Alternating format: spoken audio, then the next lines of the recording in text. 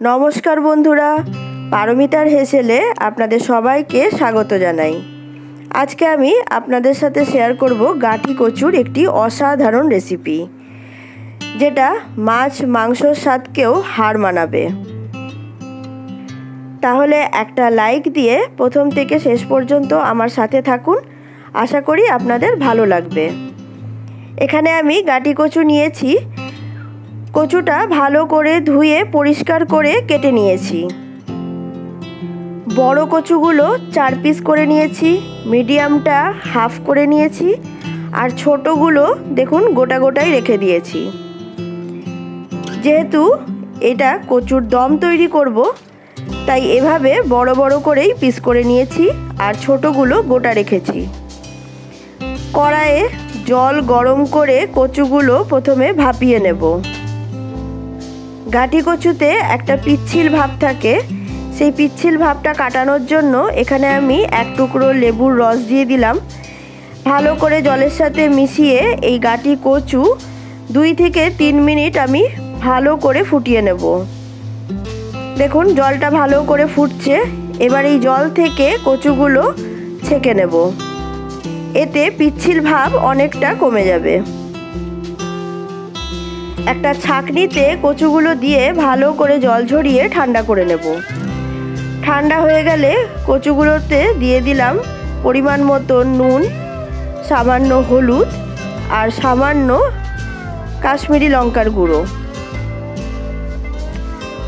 খুব ভালো করে সব কিছু কচুর সাথে মাখিয়ে নেব। পিচ্ছিল হওয়ার কারণে গাটি কচু অনেকেই পছন্দ করে না। তাদেরকে এভাবে গাটি কচু রান্না করে খাওয়াবেন, আঙুল চেটে পুটে খাবে, আবারও বানানোর জন্য রিকোয়েস্ট করবে। এতটাই সুস্বাদু হয় এই রেসিপি। কচুগুলো নুন হলুদ মাখিয়ে 10 মিনিট রেখে দেব। ততক্ষণে একটা মশলা তৈরি করে নেব। দেখুন মিক্সিং জারে নিয়ে নিলাম কয়েক কোয়া রসুন, 2টো কাঁচা লঙ্কা, কিছুটা আদার টুকরো আর একটা টমেটো। এটার একটা স্মুথ পেস্ট তৈরি করে নেব। এরপরে চলে যাব মূল পর্বে। কড়াইয়ে সরষের তেল খুব ভালো করে গরম করে নিয়ে এর মধ্যে নুন হলুদ মাখানো গাটি কচুগুলো দিয়ে দিলাম। খুব ভালো করে লাল করে কচুগুলো ভেজে নেব। গাটি কচু প্রথমে যদি এভাবে ভেজে নেওয়া হয় তাহলেও এর পিচ্ছিল ভাব অনেকটা পরিমাণে কমে যায়। কচুগুলো ভাজা হয়ে গেছে। এবার একটা প্লেটের মধ্যে কচুগুলো তুলে নিয়ে তারপরে ফিরে আসছি। কচু ভাজার তেলে আরও 1 চামচ সরষের তেল দিয়ে দিলাম। এবার এর মধ্যে দিয়ে দেব হাফ চামচ গোটা জিরে, 2টো শুকনো লঙ্কা আর একটা তেজপাতা। ফোড়নটা সাঁতলে নিলাম। এরপরে এর মধ্যে দিয়ে দেব 2টো স্লাইস করে কেটে রাখা পেঁয়াজ। বেশ ভালো করে লাল করে পেঁয়াজটা ভেজে নেব। পেঁয়াজ বেশ অনেকটা নরম হয়ে গেছে। লাল করে ভেজে নিলাম পেঁয়াজটা। এরপরে এর মধ্যে দিয়ে দেব আদা রসুন কাঁচা লঙ্কা আর টমেটো যেটা বেটে রেখেছিলাম সেই পেস্ট। আর দিয়ে দিলাম মিক্সি ধোয়া কিছুটা জল।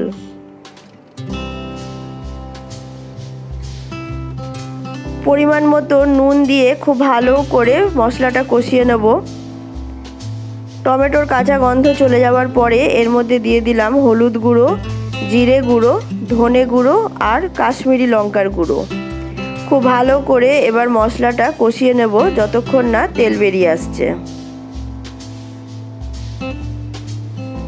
মশলা থেকে কাঁচা গন্ধ চলে যাবে আর মশলাটা খুব ভালো করে কষানো হয়ে যাওয়ার পরে এর মধ্যে দিয়ে দেব ডুমো করে কেটে রাখা আলু। মশলার সাথে এবার আলুটা খুব ভালো করে কষিয়ে নেব। এখানে আমি ঢাকনা দিয়ে মশলাটা কষিয়ে নেব যাতে আলুটাও খুব তাড়াতাড়ি নরম হয়ে যায়। দেখুন মশলাও খুব ভালো করে কষানো হয়ে গেছে আর আলুও 50% সেদ্ধ হয়ে গেছে। এরপরে এর মধ্যে দিয়ে দেব ভেজে রাখা গাটি কচুগুলো। খুব ভালো করে আলু আর মশলার সাথে কচুটা মিশিয়ে নেব।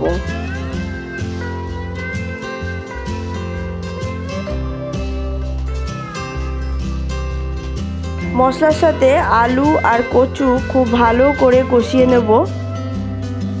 এরপরে এর মধ্যে দিয়ে দেব গরম জল। খুব বেশি ঝোল এখানে হবে না, গা মাখা হবে, সেই পরিমাণ জল দিয়ে জলের সাথে খুব ভালো করে সব কিছু মিশিয়ে নেব।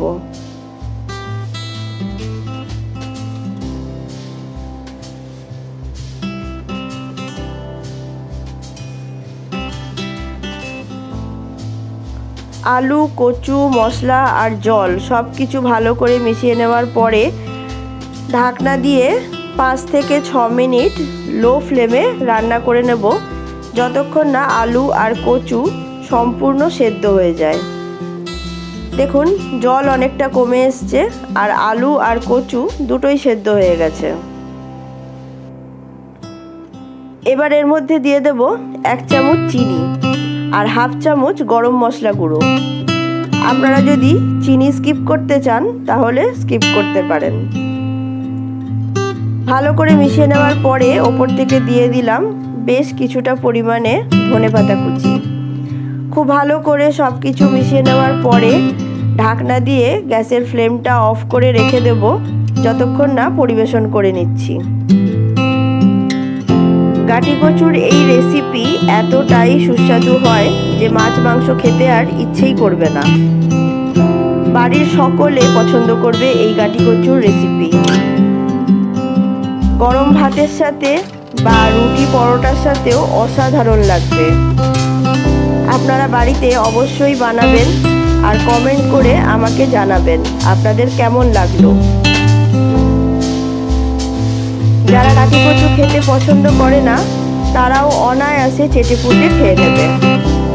আমার আজকের গাটি কচুর এই রেসিপি আপনাদের কেমন লাগলো আমাকে অবশ্যই জানাবেন। আর যদি ভালো লেগে থাকে আমার চ্যানেলটি সাবস্ক্রাইব করে লাইক ও কমেন্ট করে দেবেন।